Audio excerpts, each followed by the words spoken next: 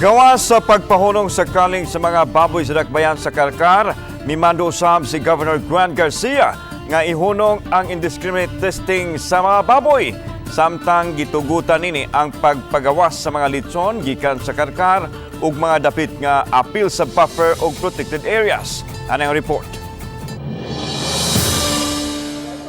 Stop this indiscriminate testing. We should study it. Gani unta, magkuha tag 5 samples, not just blood. Kini ang ipadayag ni Cebu Governor Juan Garcia mahitungod sa isyu sa African Swine Fever kun ASF o sa kinaugalingon nga palisiya nga gisagop karon sa probinsya sa pagresolbar sa problema.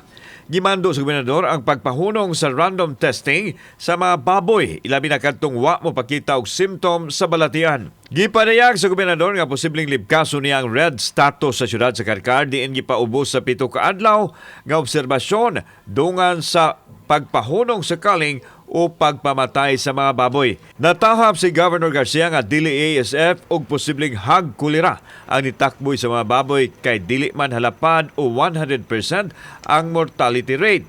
Samtang ipahibaw sa gobernador nga mamahimo nang makagawa sa dakbayan sa Karkar ug kadtong mga dapit nga anaa sa buffer o colored zones ang litson baboy. Sanglit na luto naman kini. Ang mga live hogs lang ang istriktong ginidaan sa paggawa sa mga apektadong lugar. Alang sa gobernador nga mas maayong ihawon o ipagkaon ang mga baboy nga wala masakit aron mapuslan pa kay sa pamatyon o ikal bisan kadtong mga himsug pa nga mga baboy. Base sa lagda pamatyon ng mga baboy nga naapil sa 500-meter radius sa mga apektadong dapit sa ASF. The DOH has already stated that infected pigs infected with ASF or hog cholera,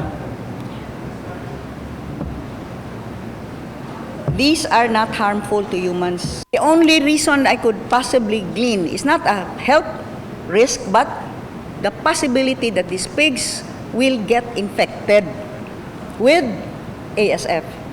And when they get infected, they could die from ASF. So we better kill them so they will not die. Mibahad usab ang gobernador sa mga backyard hog raiser nga silutan kung masakpan nga mupakaon og lamaw sa mga baboy. Kauban si Godfrey Relian, ako si Alan Domingo. Balitag Bisdak.